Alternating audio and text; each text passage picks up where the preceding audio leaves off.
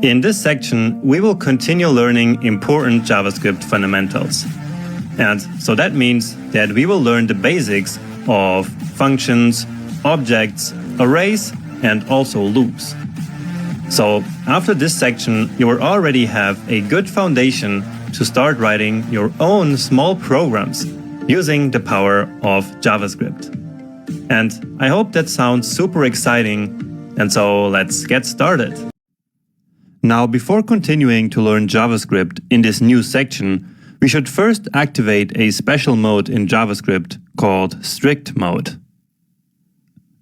And here on my desktop, I already have the folder for this Part 2 Fundamentals section. And for you, as I explained before, these starter files will come from the GitHub repository that I showed you at the beginning of the course. So use that GitHub repository as your starter folder, or of course you can just copy that data somewhere else to your computer and work from there. Whatever works for you. Now I'm creating here a new VS Code window. And let's open this new folder.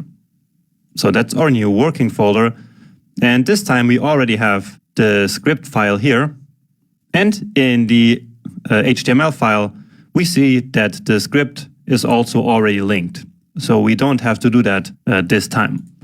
At this point, I assume that you already know how to do that. So closing the sidebar here, and let's now get started in this new section. And as I said, let's start with strict mode.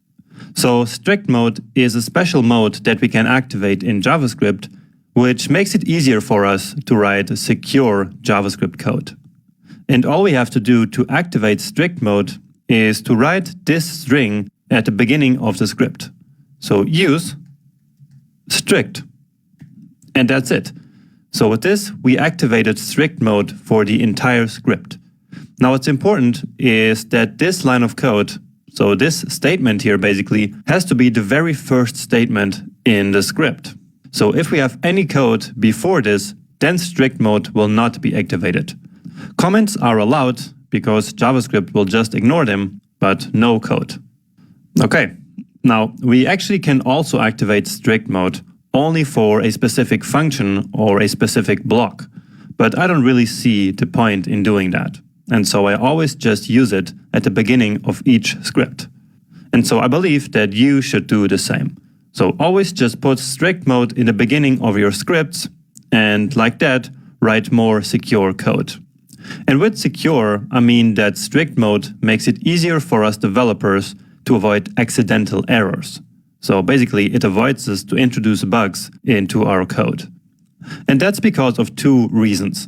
First, strict mode forbids us to do certain things. And second, it will actually create visible errors for us in certain situations in which, without strict mode, JavaScript would simply fail silently without letting us know that we did a mistake. Okay? So again, first, strict mode forbids us to do certain things. And second, it creates visible errors in the developer console, where in other situations, JavaScript would just fail silently. Okay, but now to make this a bit more clear, let's actually see an example of one of the most important changes that strict mode introduces. So let's create a variable here with a complicated name. Let's say has driver's license. And let's initialize it to false here.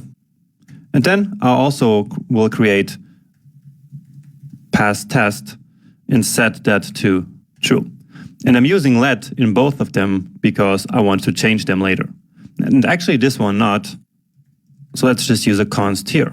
Because remember, by default, we should always use const to avoid accidental errors.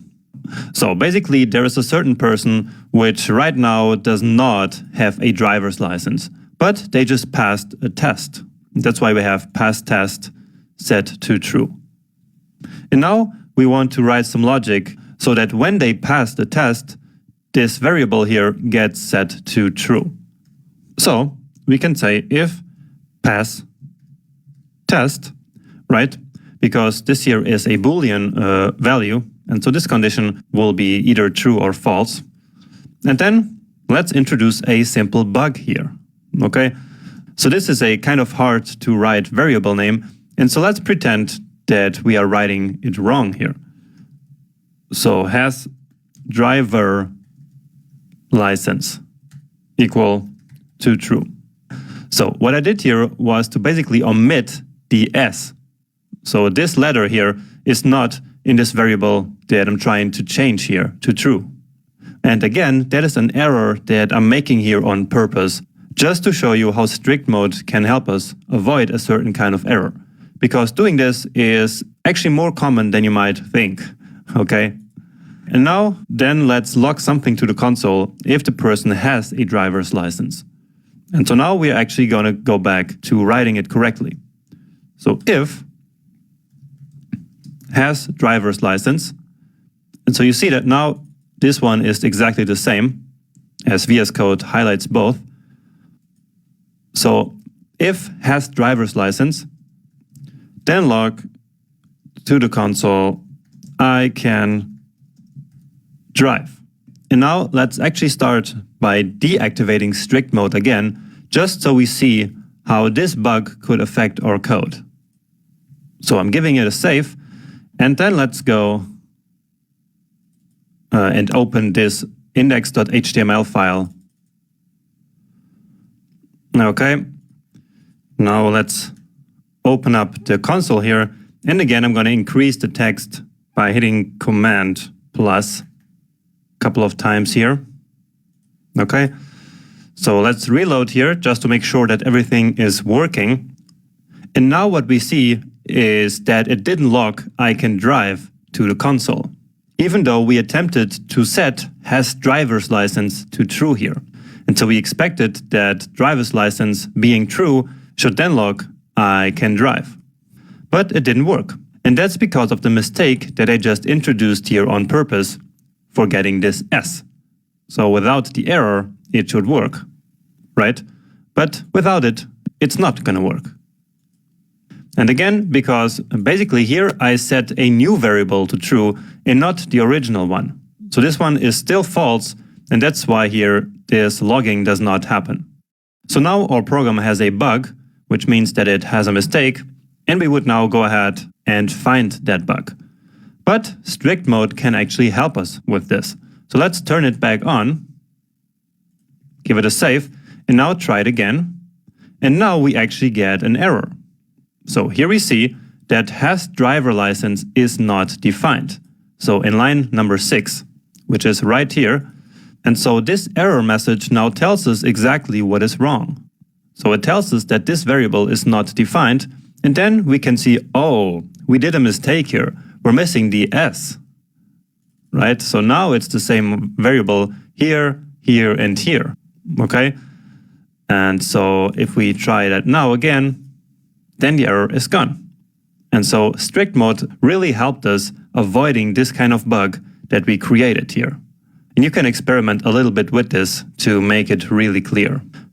Now, another thing that strict mode does is to introduce a short list of variable names that are reserved for features that might be added to the language a bit later. For example, let's try to define a variable called interface.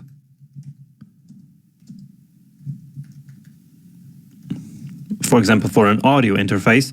And now if we try this, then we see that we get an unexpected strict mode reserved word error message, basically. And that is, again, because JavaScript is reserving this word here for a feature that it might implement in the future. And so by reserving this kind of words, it will then make it easier to implement the feature in the future. So another one is private, for example. So const private, just some number here. And so this one will also not work. And that's because in the future, there might be something called private fields in classes or in some other places, even in the language, and they might want to use this word for that. And so strict mode reserves these words so that we cannot use them for variables. It's the same logic as this one. So we cannot call a variable if. right? And that's because there is already an if statement. So here we get unexpected token if.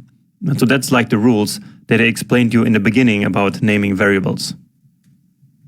Okay? All right.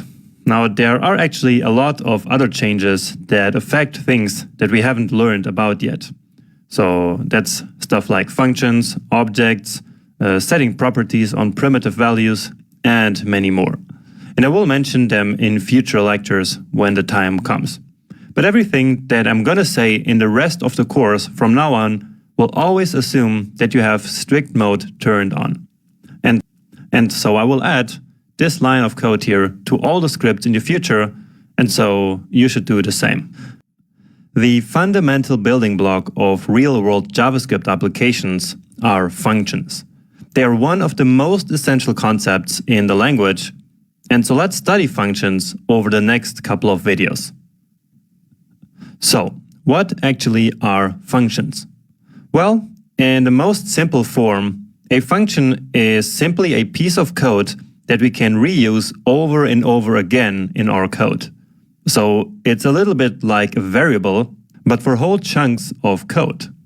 So remember, a variable holds a value, but a function can hold one or more complete lines of code. So let's now declare our very first function. So we start with the function keyword, and then we define a function name. And let's now just create a simple logger, which is a function that will simply log something to the console. So I will call this one logger, and then we need parentheses, and we will see why in a next example. And then we use the curly braces to create the so-called function body. So all the code that is within this code block here, so within this block of curly braces, is called the function body. And it's this code that will be executed when we run this function. So let's say we needed to execute a log many times somewhere in our program. So let's simply console.log, my name is Jonas. And so somewhere in our program, we needed to reuse this line of code here multiple times. And so that's why we put it in a function. Okay? So we created the function, and now we can use it. And we can use it as many times as we want. So to use the function, we simply write the function name, followed by parentheses, and that's actually it. And this process here of basically using the function is called invoking the function, running the function, or calling the function. So let me actually write these terms here. So calling, running, or invoking the function. And you will see me use these three terms here interchangeably. Okay, so they basically mean the same thing. You can think of them as like executing or using the function that we defined previously. Okay, and as I said, we can now use or call or run this function as many times as we want. And each time that we call the function like this, then the code that is in the function will get executed. All right, so in this case, what should we expect here? Let's see. And indeed, we get this my name is Jonas log 3 times because we called the function 3 times. And so this line of code here was executed 3 times. Great. So we just wrote our very first function and it's already working just fine. And I hope that this logic of reusing code makes sense to you. But let's now take it to the next level and really use some more functionalities of functions, because they can do a lot more than simply reusing a line of code like we did here. So usually when we write functions, we also pass data into a function. And additionally, a function can also return data as well, which means to give us data back that we can then use for something else in the program. So a function can not only reuse a piece of code like we did here, but it can also receive data and return data back. And so I like to think of functions as machines. So I think that's a great analogy. So, for example, let's imagine a food processor. So we put food into the processor, then the processor does something to our food, which is the function body, basically. And then in the end, the food processor returns the processed food, for example, a juice. And so that's exactly what we can do with functions as well. And actually, let's implement exactly this example. So again, we need to use the function keyword, and then we choose a function name. And just like with variable names, we should choose descriptive function names so that we know exactly what they do. So let's call this one a fruit processor. But in this function, we also specify something called parameters. And parameters are like variables that are specific only to this function. And they will get defined once we call the function. So let's give this fruit processor function two parameters, apples, and then a second one separated by a comma called oranges. And again, these two will get defined once the function is called. And they represent the input data of this function. Okay, and this will make even more sense when we then actually call this function. And let's start by logging these to the console. So apples and also oranges. And so what I'm doing here is to basically use these parameters here, so apples and oranges, just as if they were normal variables here inside this function. And now let's actually do something more interesting with these parameters. And so we want to kind of simulate that this fruit processor produces a juice out of the apples and oranges that we give it. And so let's just create a string which says that. So I'm going to create a variable called juice, and then a template literal, and I'm going to say juice with, and then I'm using actually the apples parameter here. So apples, and then apples, because this apples parameter will be a number once we call this. For example, if we set apples to 3, then the string will be juice with 3 apples. And again, this will really make sense once we call this function. So oranges and oranges again. Okay, so here we build a string using the input data that we get into the function. And now comes the really cool part, because now we can use the return keyword, and with this we can return any value from the function. And so let's actually return the juice that we just produced. And so this value that we then return can be used anywhere later in our code. So basically, this juice will become the result of executing this function. And let's actually do that. So let's call or run or invoke this function now. So fruit processor, and now we're going to specify the actual values for the parameters apples and oranges. And so let's say, for example, 5 apples and 0 oranges. Okay, and so these now will be the inputs of the fruit processor function. So you can think of these parameters here like empty spaces that we still need to fill out when we are writing the function.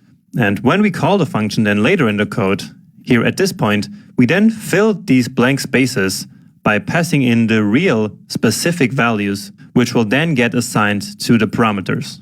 In this example, apples will become 5 and oranges, which is the second parameter here, right, will become 0. And these actual values here of the parameters are called the arguments.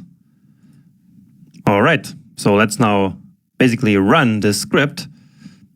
And so now we get 5 and 0. So this is coming from line 26, which is this line. So it's this logging to the console of the apples, which is 5, and oranges, which is 0. And apples are 5 because that's the value that we specified here. Okay, so we specified apples as 5. And so in this function, the apple parameter, or you can think of this parameter as a variable, is now 5. And oranges is of course 0. But now you might wonder, what about the juice that we just produced here? Where is it? Well, the juice was returned from this function. So basically that means that the result of running this function here is the juice that we just returned.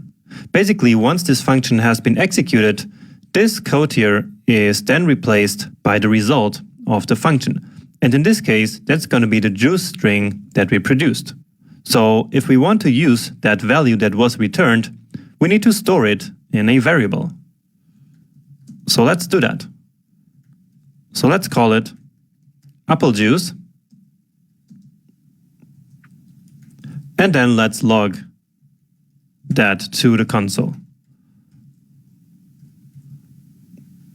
Reload it here.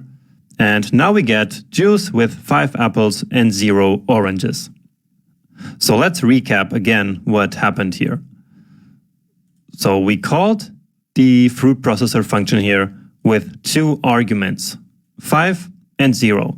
And these arguments are the specific, so the actual values of the function's parameters, which are apples and oranges. And so when the function is running now, apples in here will be 5 and oranges will be 0.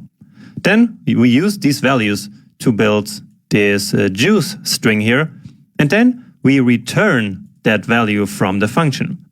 And what that means is that basically the result of calling this function here will be the juice value that was just returned. Okay? And then we need to save that value somewhere. We need to capture it. And we do that by basically saving it into this apple juice variable. And then we can simply log that value to the console.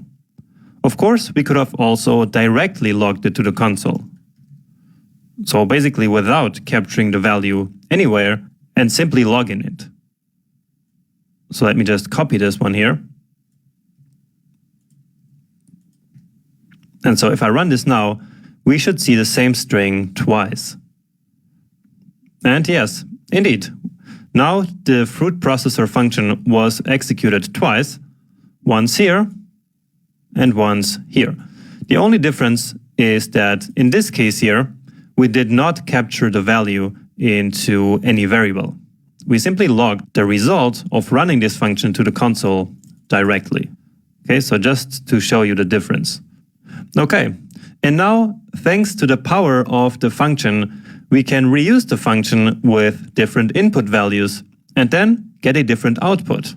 So let's try that and let's create a apple and orange juice. So apple, orange, juice. And so this time we can call fruit processor, let's say with 2 apples and 4 oranges. So once again, we are defining specific values here, which are the arguments, which will get passed into the function here as these parameters. So essentially what we did here was to create a very generic function that works for any number of apples and oranges. So it's really like we're leaving apples and oranges as the blank spaces. And then when we call the function, we fill in these blank spaces using our arguments. So 2 and 4 in this example. And now we can also then log the result. So apple, orange, juice. And actually we can get rid of this console.log here because we don't really need it. All we want here is to produce this juice and then return the juice from the function. Okay, and so now we get 2 juices, one with 5 apples and 0 oranges, which is this first one, and then finally the juice with 2 apples and 4 oranges. And so that's the second one that we just produced. And of course, we could run this function as many times as we wanted. But we should call it at least once, because if we never call the function, then the code that's in the function will never be executed. And that makes sense, right? So without executing the function, it's kind of useless, because the code will never run. It will never be processed, because that only happens once we call the function like this. Or like this here also. So as you see, this function here has no parameters. And so here, when we call the function, we do not specify any arguments. We could do that, so let's just pass 23, but since there are no parameters, it will not get used. And so specifying the argument here or not will not have any effect. You see that this function here also doesn't return anything, and that's not a problem at all. Not all functions need to return something, and not all functions need to accept parameters like the fruit processor that we have down here. So this is a very simple function here, and this is a more complete example showing you everything that we can do with functions. And this kind of function is actually way more usual than this simpler one here. So a function like this, without parameters and without a return, we really only use when there's a block of code that we want to reuse over and over again. Once more, keep in mind that this function does not return anything. All it does is to log something to the console, but that has nothing to do with returning a value. This really only prints a message here to the developer console, but it doesn't return a value. So basically, this here does not produce a value because we don't return anything from the function. And that's why here we also don't save the result of the function to any variable, because it doesn't produce any result. Well, technically it does produce undefined, but that's not really relevant here. And so of course we don't capture that undefined value. Okay. Great, and that's basically the fundamentals of functions. And I'm pretty sure that this was confusing for you if this was your first contact with functions. And actually, that's probably how it's supposed to be. So what I want you to do is to review this lecture very thoroughly and really understand how all of this works together. So how writing this generic function with the parameters works together with then calling the function with the specific values, and how the function then returns a value, and how in the end we then receive that value here and capture it into this variable. So that's what I want you to think about and to analyze. All right. So as a conclusion to this lecture, we can say that functions allow us to write more maintainable code, because with functions, we can create reusable chunks of code instead of having to manually write the same code over and over again. So that's the most important thing that you need to know about functions. And when you know that, you will know when you should actually use functions. And this is actually a very important principle for writing clean code that is used in programming all the time. And this principle is called don't repeat yourself, or dry. So we say that we should keep our code dry, which means that we should not repeat ourselves. And so functions are perfect for implementing dry code, because they are reusable code blocks that together make up our applications. And of course, we will use functions throughout the rest of the course because, as I said in the beginning, they are a fundamental building block of JavaScript programs. Oh, and by the way, you can now understand that console.log here is actually also just a function, but a built-in function that we do not have to write ourselves. But you see that we just call it like our own functions. So we call it using the parentheses here, and then we pass in a value. So apple orange juice. And the result of calling the function is simply this message then appearing in the developer console. And the same is true for the function that we used to convert a string to a number. So this is another built-in function that takes this 23 string in this case as a parameter. So we pass this argument into the function, and this function will then be executed and return the string as a number. And then we can save that like we did before. Okay, so this is going to work just the same. Oh, and of course we cannot see it, but we can still check it out by writing num. Okay, but now anyway, I will leave you to really analyze how all of this logic here works that we just wrote. So do that now, and only once you fully understand how this example works, move on to the next video. Welcome back. So I hope that you studied the last lecture really well, so that you really understood what we did there with our food processor function. Now, in JavaScript, there are different ways of writing functions, and each type of function works in a slightly different way. But don't worry, they are still all very similar. So let's find out now. So the functions that I showed you in the last lecture are called function declarations, because we simply use the function keyword to declare a function, a bit like we declare a variable. So let's now write another function declaration, and this time a function to calculate an age based on a given birth year. So let's again use the function keyword, and we're going to call this one calc age1, and that's because we're going to have another one later. So as I said, we want the person's birth year as an input to this function. And what is an input? Well, it's just a parameter in this function. And a parameter, remember, is a bit like a local variable that's only available inside of this function. Then the function body with the curly braces, and now the code that we want to create here. So how do we calculate an age?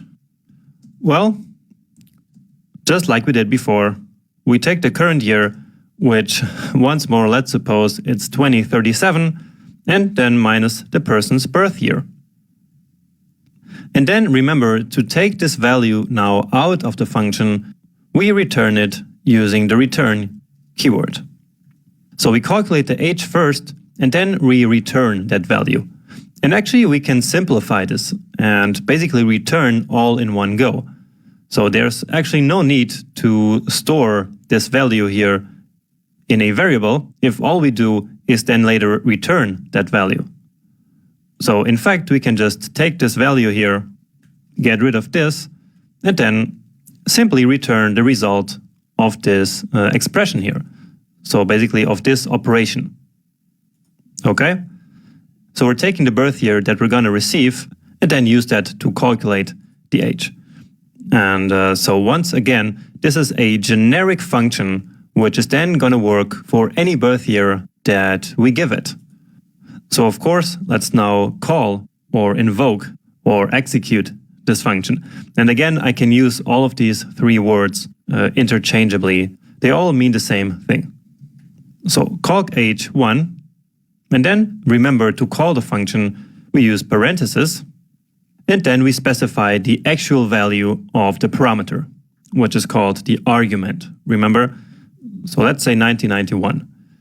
Now some people use the word arguments and parameters as if they were the same, and actually that's not a big deal, but to be really precise, the parameter is, again, the kind of placeholder in the function, and the argument is then the actual value that we use to fill in that placeholder that is the parameter.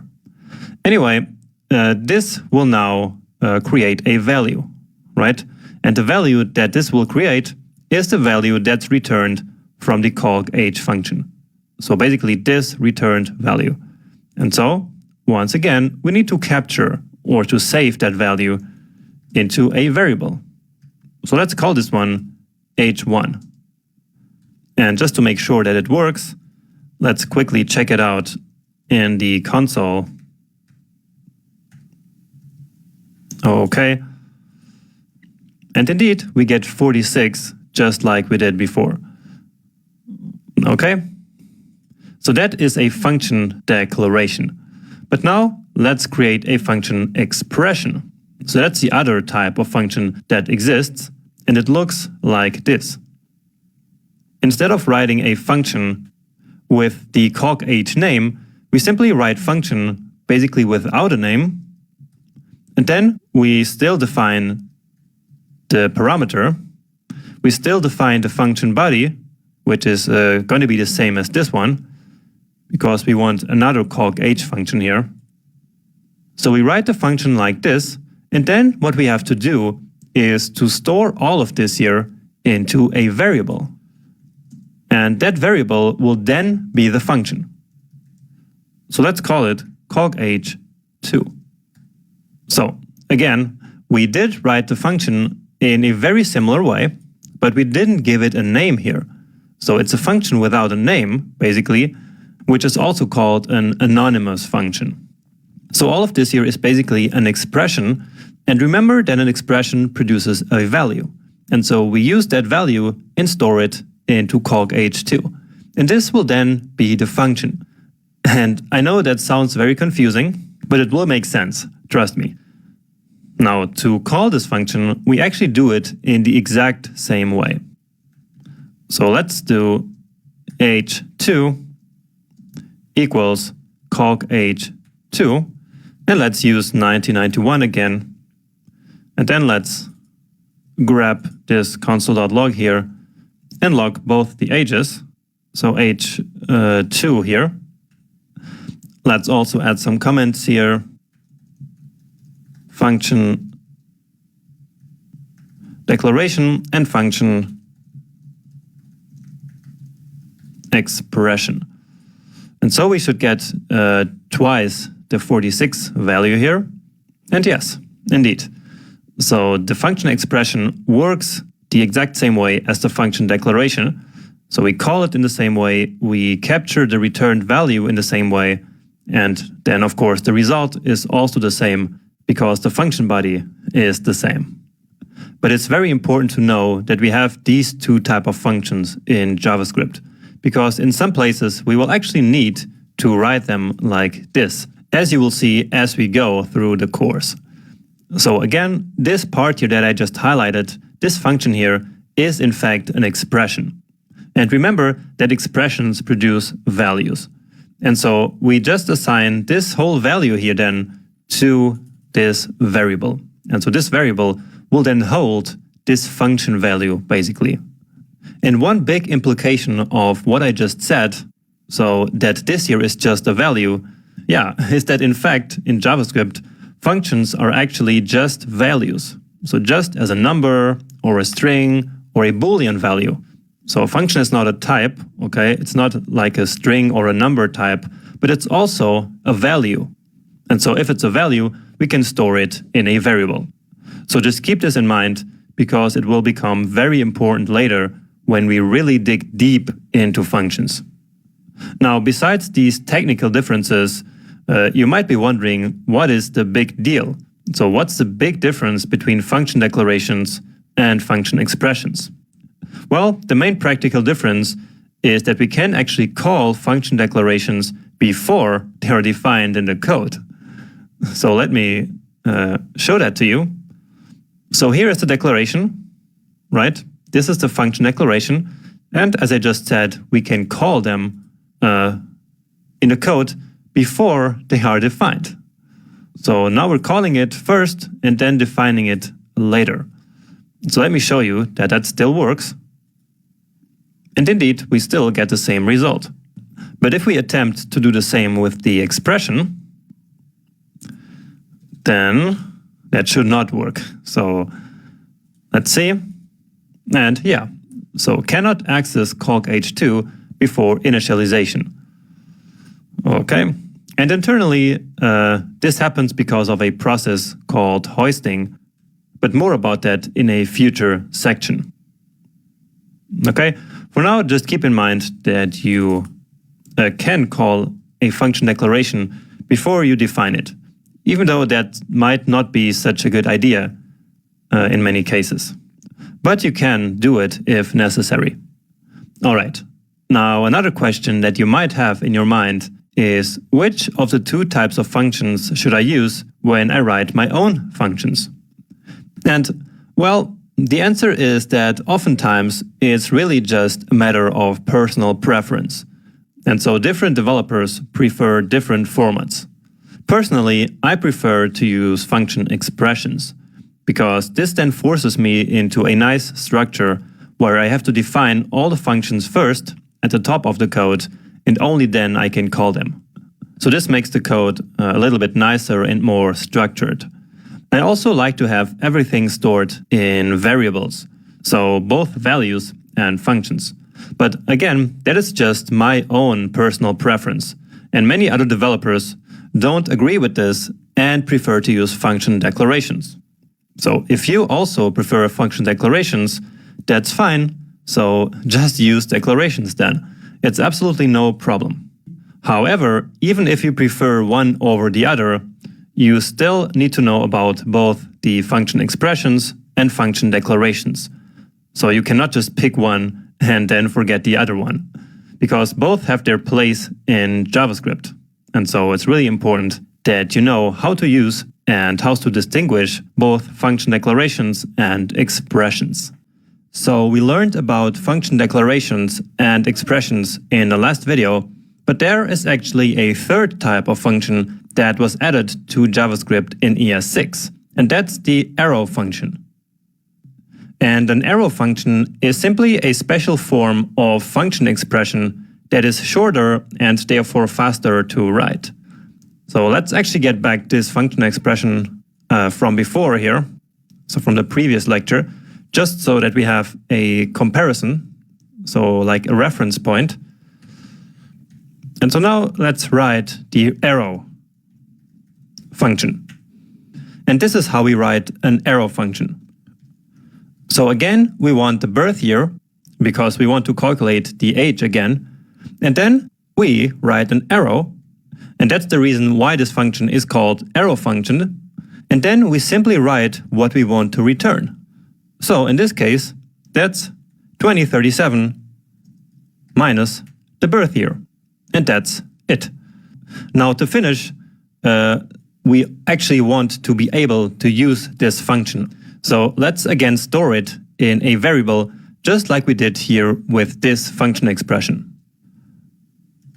So let's say const calc age3 this time, and then we set that variable to this function here. Okay? So as I said, this is a special form of a function expression because it still is a function expression actually. So it's a value, all of this, that we assign to this variable. So just like this function expression up here. But this one, as you see, is a lot easier and faster to write. The first reason for that is that we don't need the curly braces, like we have here, to define a code block. And second is that the return actually happens implicitly.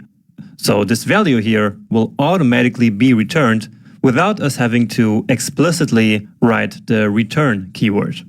Okay? So this is excellent for simple one-liner functions. And you will see throughout the course that this is going to be extremely helpful in certain situations. And now to use this function, it of course works the exact same way as using all the other functions. So we call calc age3 just like we called the other calc age functions. Okay. And again, we save the returned value here to a variable.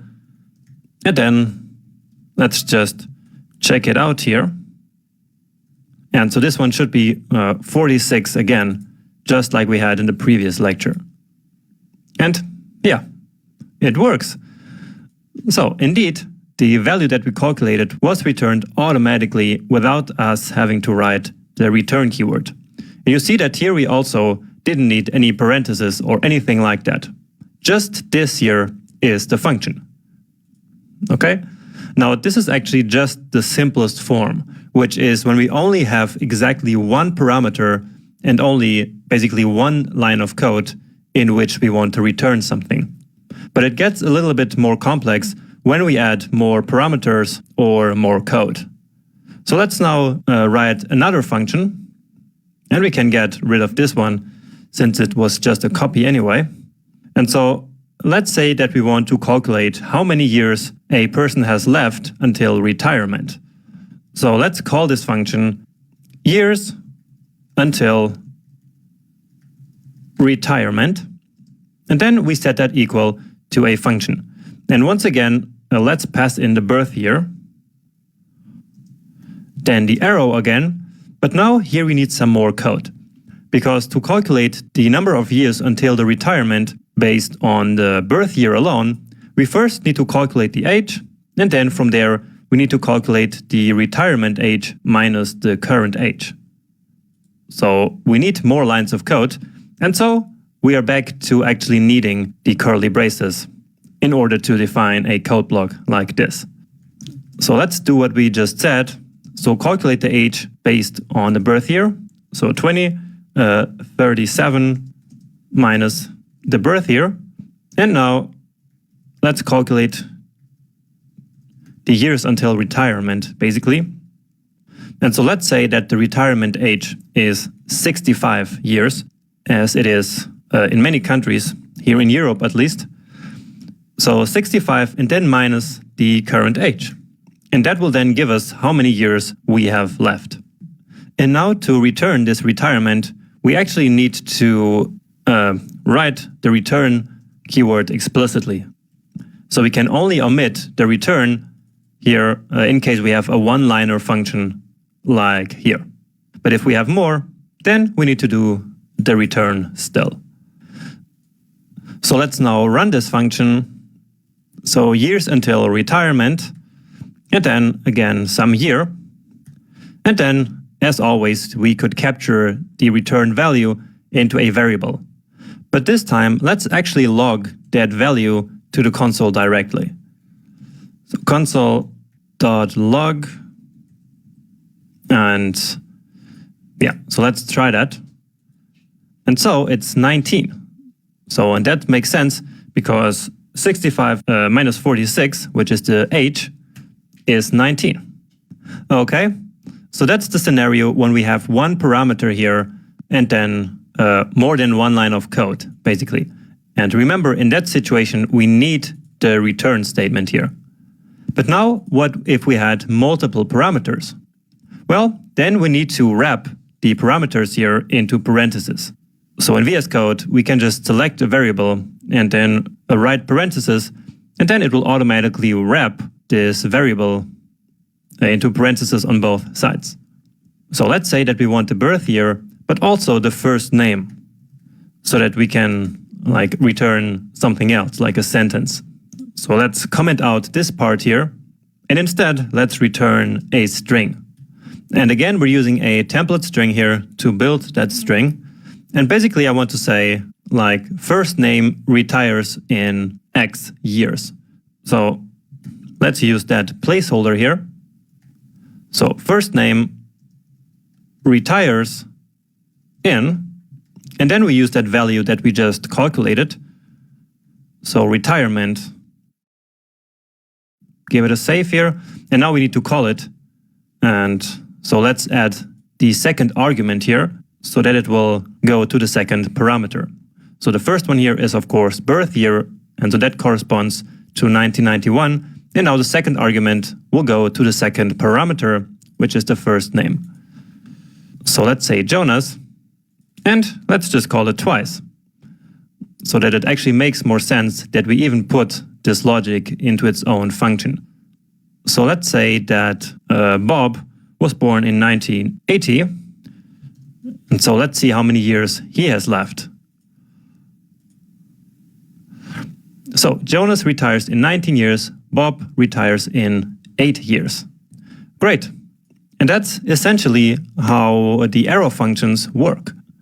You just need to keep in mind the couple of different scenarios that there are regarding to the number of lines of code that you need and the number of parameters. So as you add more code and more parameters, it gets a little bit more complex, and we kind of lose the advantage of using an arrow function.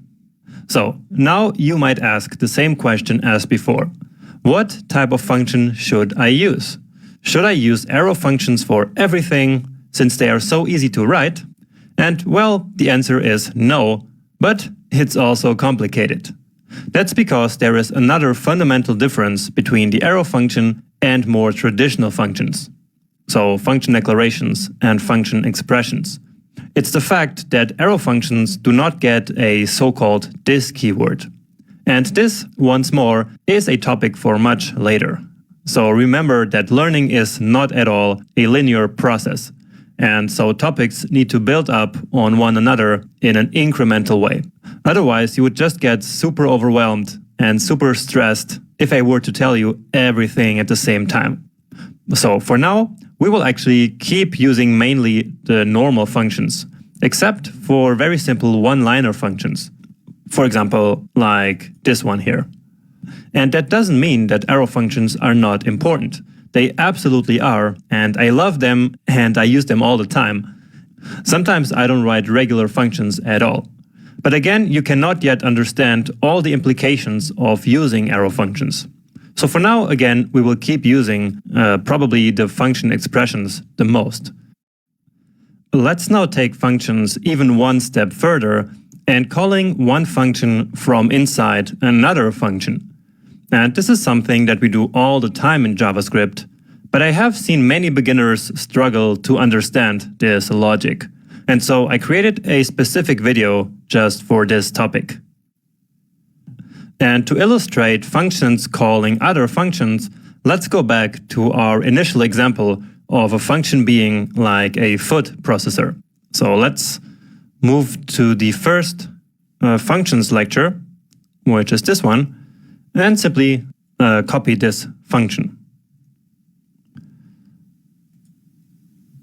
So remember that we had this function, which was like a fruit processor, which received a certain number of apples and a certain number of oranges, and then based on that, it basically produced and returned a juice to us. But now in this example, let's consider that the fruit processor can only make juice with smaller fruit pieces. And so before making the juice, the food processor now needs another machine that first cuts the fruits that we give it into multiple smaller pieces. So I hope that's not an example too silly, but I think it makes sense actually to understand the point that I'm trying to make. So let's actually start by writing that machine. So basically that function that cuts a fruit into multiple pieces. So let's say function cut fruit pieces, and then this function will receive a fruit. And all this function will do is to return the fruit cut in 4 pieces. So basically, fruit multiplied by 4. So if we get 2 apples here, it will return 8 pieces to us. So simply the number 8. Okay? So that's our machine that cuts the fruit in pieces. And now here in the fruit processor itself, we receive the apples and oranges, and then we're going to use our newly created machine to cut the received apples and oranges in 2 pieces. And so, let's do that. So, we start by calling cut fruit pieces in here with the number of apples that were received. And the result of calling this function, we will then capture into a variable called apple pieces. Apple pieces. Okay? And now let's do the same for the oranges that we receive. So, orange pieces will be also cut fruit pieces, but we call it with the oranges. Okay? And so for the first time now, we called one function inside of another function. So if we now call fruit processor with 2 and 3, then this will call the fruit processor function, which then in turn will call the cut fruit pieces function. And actually twice, so once here and once here. And so let's now actually analyze how the data flows between these functions. So down here we are calling the fruit processor function with the arguments 2 and 3. And as we already know, this will then replace the apples parameter in the function with the number 2 and the oranges parameter in the function with the number 3. So that should be nothing new at this point, right? We are simply replacing the parameter placeholders with the actual values 2 and 3. And now let's analyze what's going to happen with these apple value. So apple right now holds the number 2. And that value 2 will then be used to call the cut pieces function, right? Now as we call cut pieces, this 2 is actually the argument for the cut pieces function. And it will basically replace the fruit parameter. so the fruit placeholder. Okay, so now fruit here in this cut pieces function is also 2.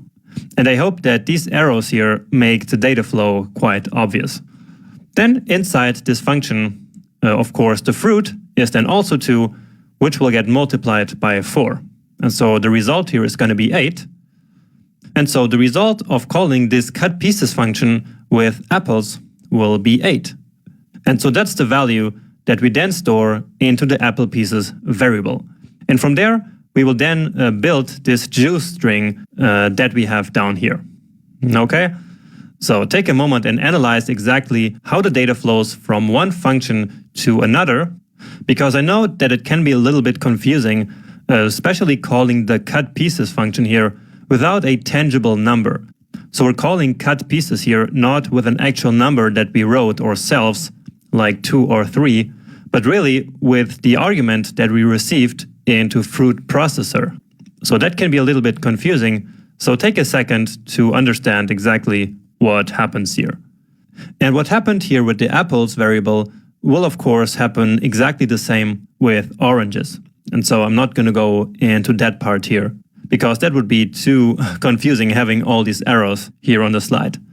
But of course you can analyze that for yourself and see exactly what is going to happen. But now let's move back to the code to see how this actually works out in practice. And so now we need to change this juice string here. So in the function that we just saw, it was already complete, but let's now write that out ourselves. So here we used to have apples, but now we want to use the apple pieces value. So apple pieces, piece of apples, and then here we want orange pieces, pieces of orange. So orange and apple here.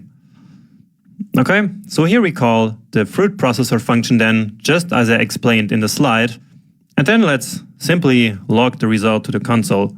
There is no need in this case to store it into a variable. Okay, and so again, this works because the result of calling this function will become this string here that we return from the function. And so then console.log works with that string. So let's try that. And indeed, we get a juice with 8 pieces, which is 4 times 2 here, and then 12 pieces of orange, which is 3 times 4. And so that works just as expected. Great. So I think that was a really great example to illustrate this mechanics of one function calling the other.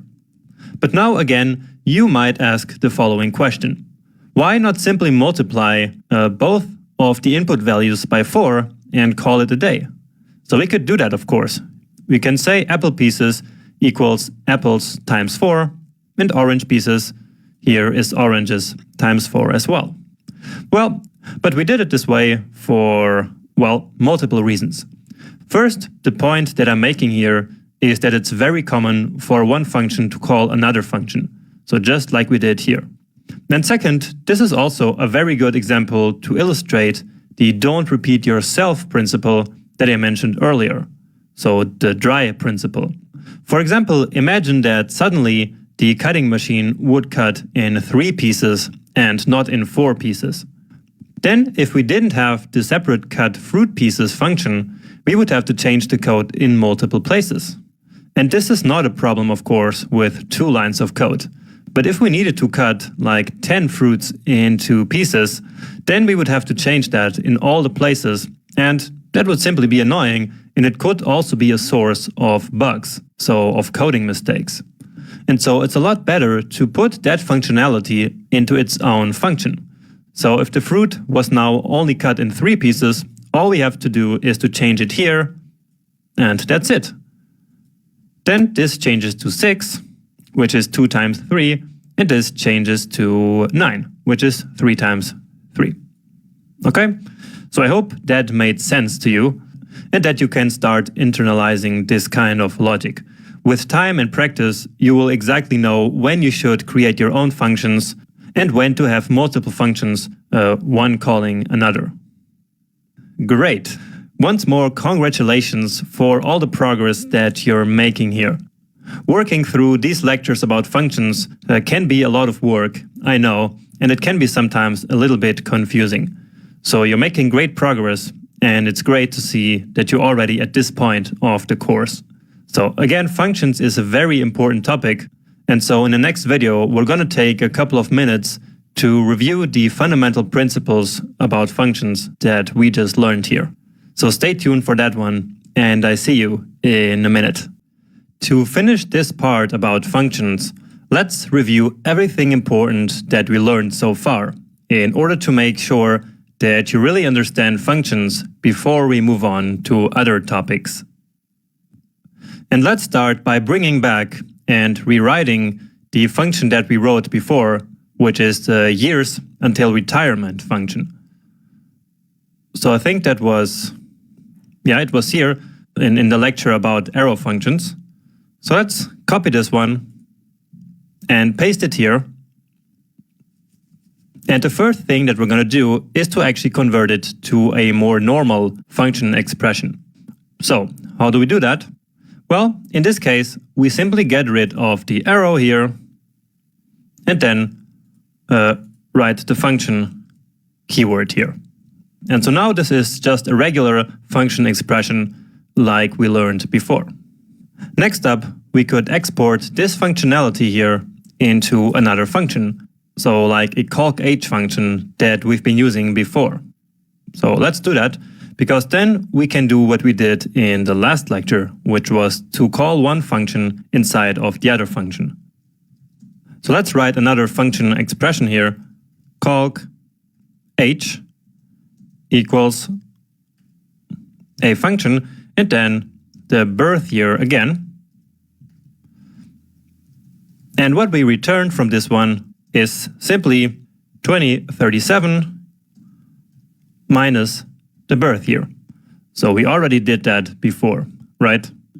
Now you might find it confusing that we have two different functions here with the same parameter names. So this one has birth year and this one has 2. But that's not a problem at all. So this birth year in this function is not at all related to this birth year in this function. They are two completely different parameters, so basically two different variables. We could even have a variable outside of any of the functions, which could also be called birth year. Okay? And we could do that now, but I don't want to confuse you even further. Okay? But what matters here is that this parameter is really like a local variable to each function.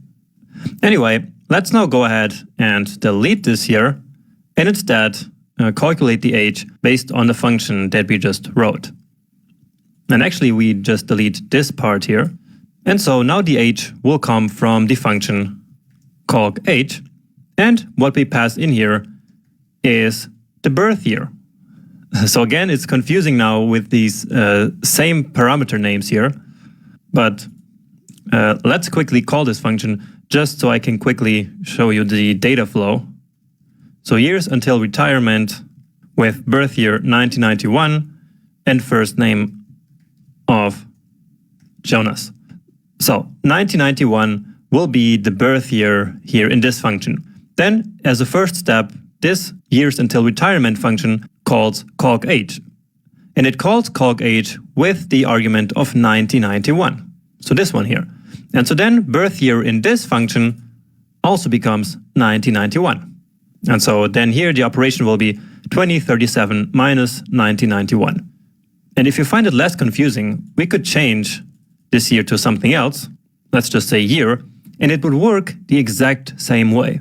Okay, so again, these variable names in these two different functions, they do not have anything to do with one another. All right, but let's actually put it back here because it's good to keep this in mind. Down here, let's actually go back to returning a number and not this string, which for now I will just comment out.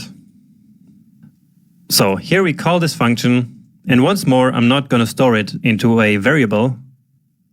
So we will just log the result of this to the console.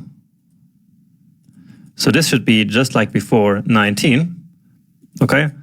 But now I want to show you something, which is to call this function again.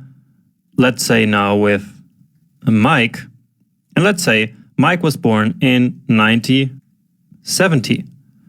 And so his years until retirement will be 2. So a negative number, which means that he already retired. So let's quickly account for that. So what we will do is to basically return this number if it is above 0, and if it is below 0, we are going to return something else, like -1 or something, or some special number. So instead of returning simply the retirement, let's take a decision here based on the retirement value. And so that's something that we learned in the last lecture. So let's use an if-else statement and say, if the retirement is greater than 0, so if there are more than 0 years left until retirement, then return this retirement value. Okay? So remember that in the if block, we can put any code that we want. And so that includes the return statement. And else, well, let's just return always -1. So -1 is kind of a standard number in programming. We could also like return like this. So a number that shows us clearly that this has no meaning. Let's just keep it at number 1, minus number 1, okay? And I'm returning actually numbers here and not a string as we had before, because that's usually what we do, especially when we actually receive a number as an input. So here in this function, we get birth year here as an input, and it's a number, and therefore it's a good practice to then also return a number. Okay, let's try this again. And I will even change it to something more drastic, so 1950, and let's see what we get now. Yeah, so it's -1 now. Great. Now, one thing that I didn't mention yet is that this return keyword here will actually immediately exit the function. So it will first return the value that we tell it to return. So in this case, the retirement value. And then after that, the function is done. So it exits immediately. And we also say that the function has returned. So let me actually demonstrate that to you. And what I will do is to take this string here. Now we can get rid of the rest. And I will put that after the return. So we will log to the console this string here that we just had. And then here, let's log simply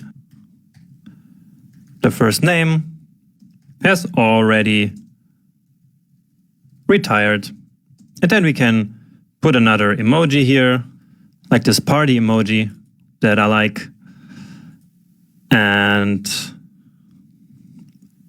yeah, what do you think will happen when we run this code now? And keep in mind that we have the return before the console.log in both cases. So in the if block here and also in the else block. So what do you think is going to happen with these console.logs? Well, let's see. And indeed, they are simply ignored. So they will not get executed because, as I said before, the return statement immediately exits or immediately returns the function. And so therefore, there's no chance that this code here is even reached. So if we want this one here to execute, we need to put it before the return. And in VS Code, I can simply hit Option or Alt up. Okay, and that will then move the line up. So we also have that here somewhere in this menu. So that's move line up and move line down. So just so you see which one is the shortcut. So I use that one all the time.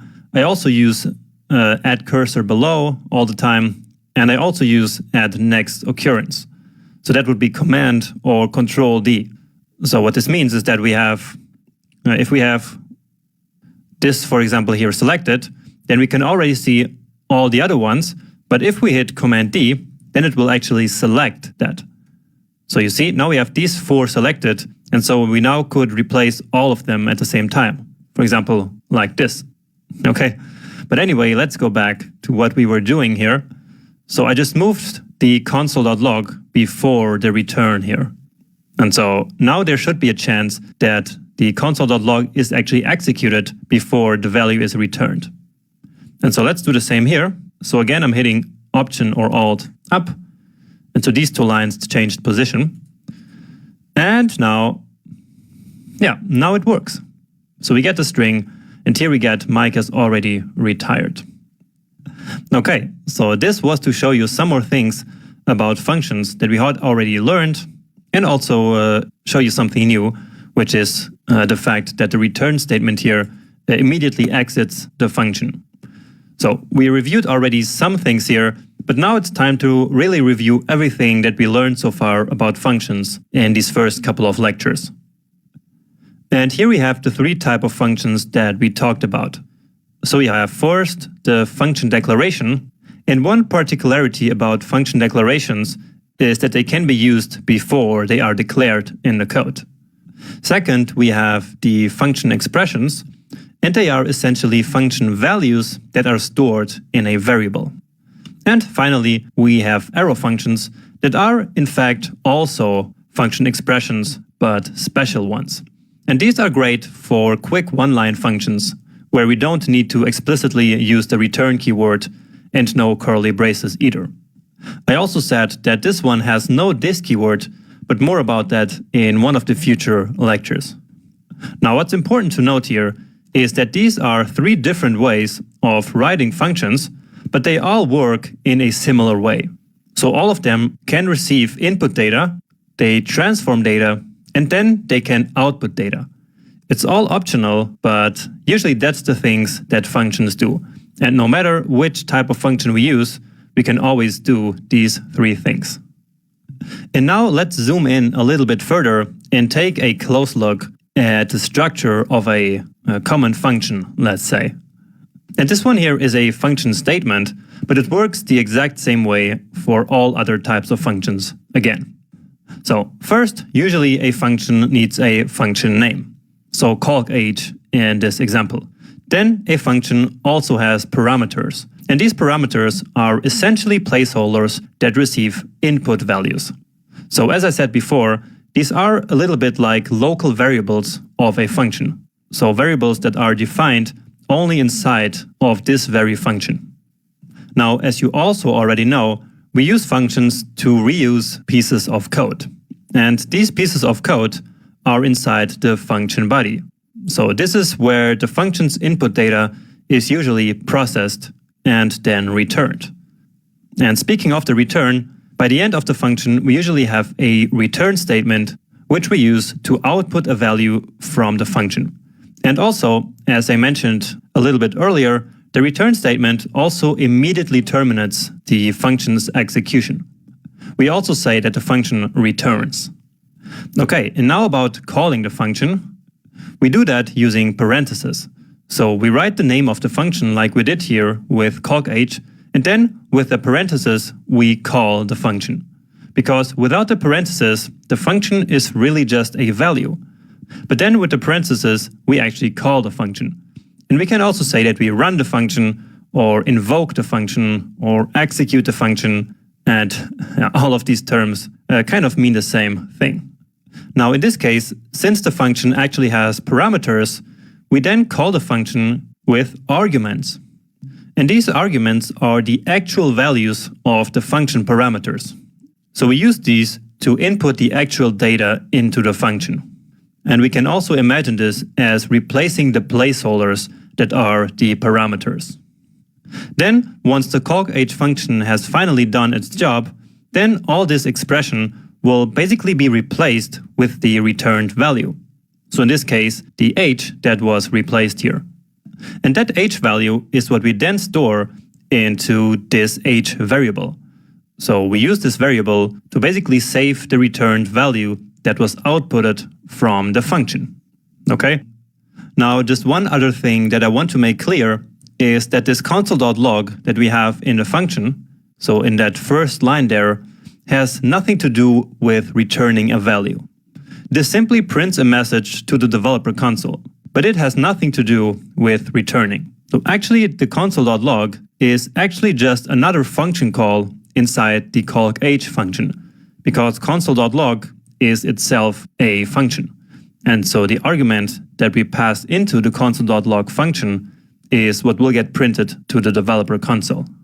Okay, so just wanted to make sure that you really get this distinction between console.log and return.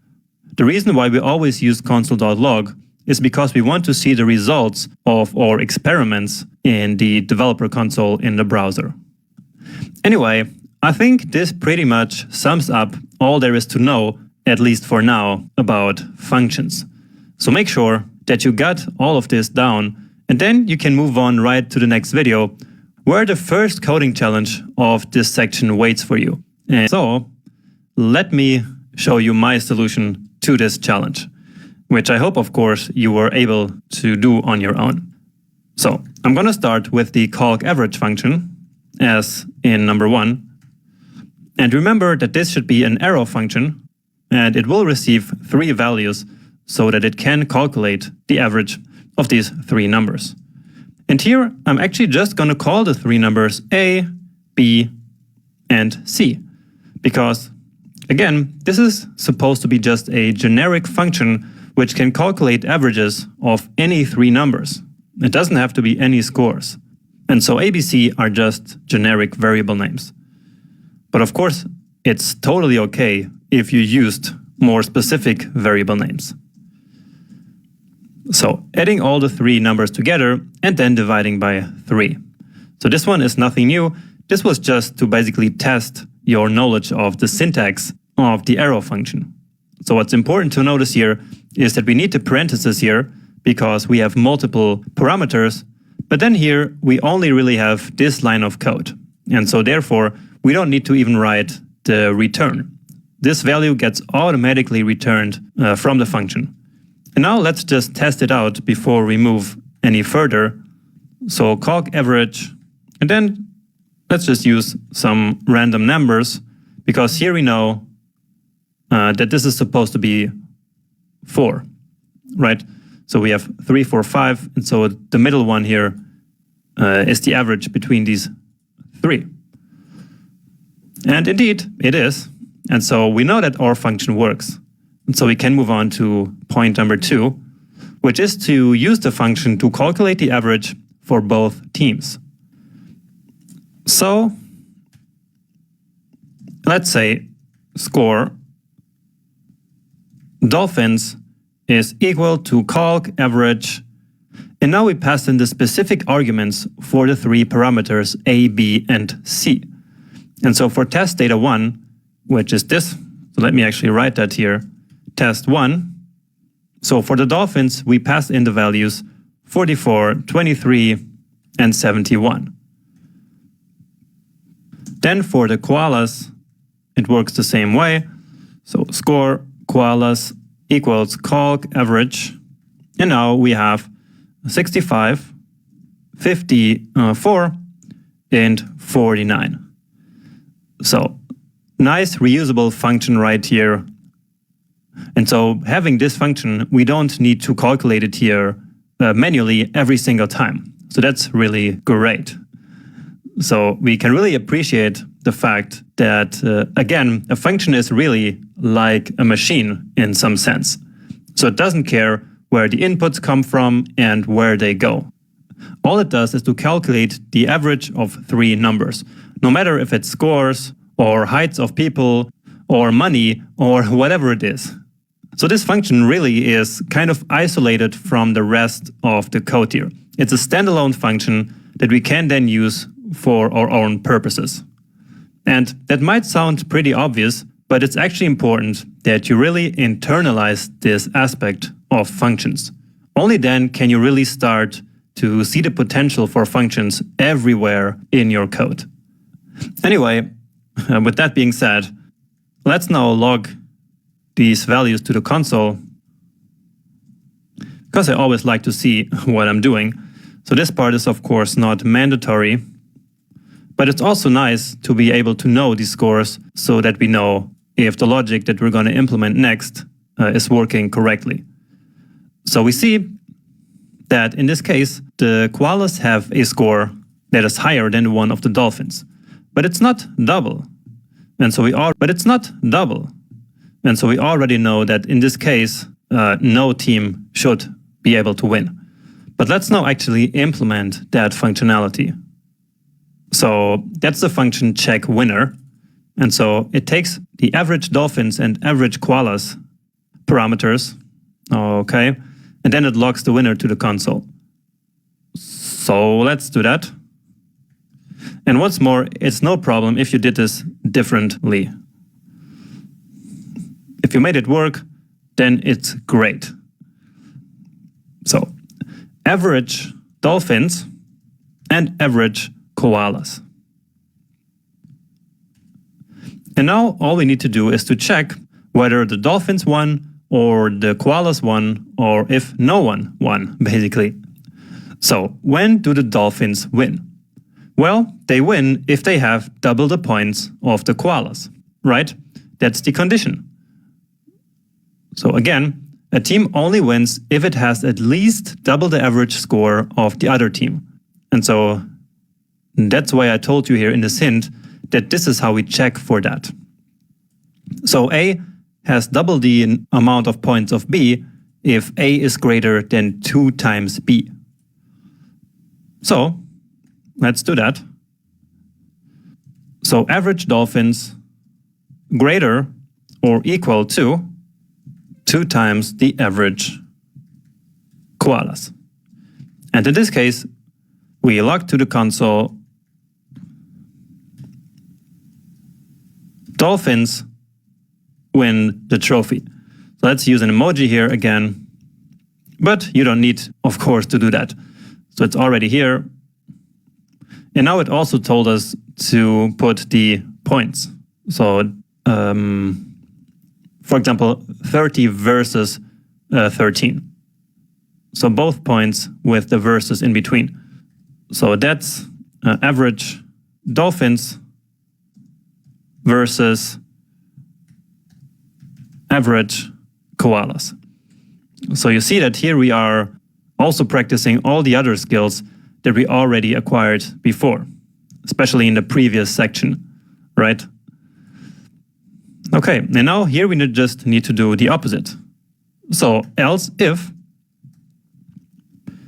and now if the koalas have at least, so that's basically what this one here means. So greater equal is basically at least. So if average koalas have at least double the points of the dolphins, then the koalas win. So let's just grab this one from here. Koalas, and here it's average koalas and then average dolphins. Average, yes. All right. And now in any other case, we say that no one wins. So I think that's also said in the rules. Yeah, that's number 5. I think I even forgot to tell you this one, but hopefully you read it. So you should ignore draws in this exercise this time. So if none of these is true, we simply say that no team wins. No team wins. Okay, and now all we need to do is to call this function here.